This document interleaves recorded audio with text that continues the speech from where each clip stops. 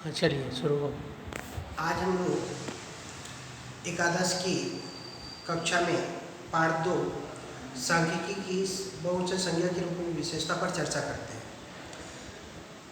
सांख्यिकी की बहुवचन संज्ञा के रूप में विशेषताओं को हम लोग 7 बिंदुओं के द्वारा से समझने का प्रयास करते हैं। पहला बिंदु जैसे है, सांख्यिकी तथ्यों का समूह होता है, अर्थात समूहों को एकत्रित करते समय हमें कई सारे तथ्यों को समूह के रूप में देखना चाहिए। जैसे किसी कक्षा में अगर हम लोग लेते हैं तो कक्षा में भार, ऊंचाई, आय, ये सब तथ्य, इन तथ्यों को समूह के रूप में, किसी एक व्यक्ति की भार नहीं, सोहन का भार 25 किलो है, ये तथ्य नहीं होता है। कक्षा के एकादश के बच्चों का औसत भार 48 किलो है, ये तथ्य के रूप, समूह के रूप में देखा जाता है। इस रूप में हम लोग तथ्यों को समूह के रूप में गणना करते हैं। ठीक इसी प्रकार दूसरा पॉइंट है संख्याओं में व्यक्त करना।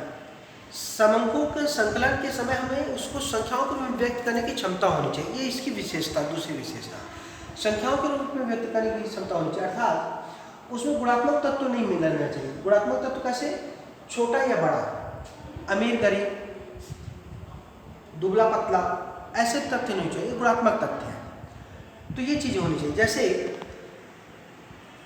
दो बच्चों की तुलना हम लोग करते हैं, एक बच्चा छोटा है और दूसरा बड़ा है, तो ऐसे तुलनाएं नहीं होनी चाहिए, संख्याओं को व्यक्त किया जा सके। जैसे कि एकादश के भैया लोगों को वजन औसत भार 40 किलो है और द्वादश कक्षा के भैया लोगों को औसत भार हम लोग 45 किलो पाए, ऐसी संख्या है। इस प्रकार के समूहों का संकलन करना इसकी विशेषता है। दूसरा है समूहों में अनेक कारणों द्वारा प्रभावित होने चाहिए। जो समूहों को हम लोग संकलित करते हैं वो अनेक कारणों द्वारा प्रभावित होने चाहिए। जैसे कृषि के उत्पादन क्षेत्रों में हम लोग देखें, कृषि के उत्पादन क्षेत्र में कई सारी चीजें हैं, कारक है जो प्रभावित करते हैं। जैसे जलवायु हुआ, बीज हुआ, सिंचाई हुआ, उर्वरक क्षमता हुआ, ये उसके उत्पादन क्षमता को प्रभाव डालते हैं। अतः समूहों के संकलन में इन चीजों का होना ज्यादा जरूरी है।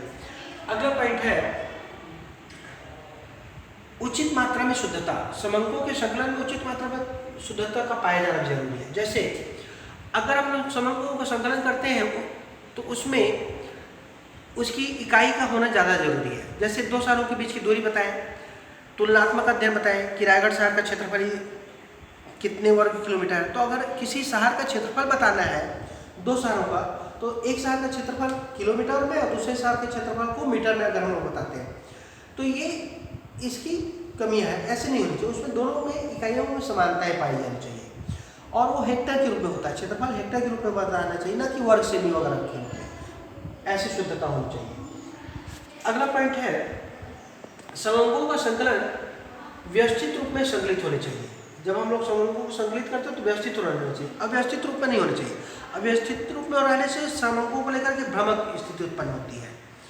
कहीं किसी चीज़ की लंबाई, किसी को वजन, किसी का ऊंचाई लेना है। जैसे एक कक्षा के बच्चों का किसी प्रकार की तुलना करना है, एक बच्चे की हम लोग ऊंचाई लेके लिखिए, दूसरे बच्चे को वजन लिख लिए, तीसरे बच्चे के कक्षा में उपस्थिति के दिनों की संख्याओं को लिख लिए और तुलना करने लगे, तो ये नहीं होनी चाहिए, एक रूपता होनी चाहिए।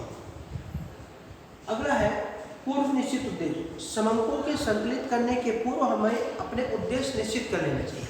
किस उद्देश्य से तुम लोग समंकों का संकलन कर रहे हैं।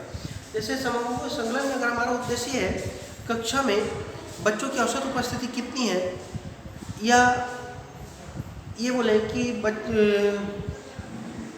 बच्चों की हाइट कितनी है, विषय वस्तु में कक्षा का अटेंड करने की क्षमता कितनी है, तो ऐसी चीज़ों को एक निश्चित उद्देश्य कर लेना चाहिए। इसके अंतर्गत अंतिम पॉइंट आता है समंकों में परस्पर संबंधित होना जरूरी है। जितने सारे समंक आंकड़े हैं, संख्या है, वो सब परस्पर एक दूसरे से संबंधित होनी चाहिए, सजातीयता का होना चाहिए।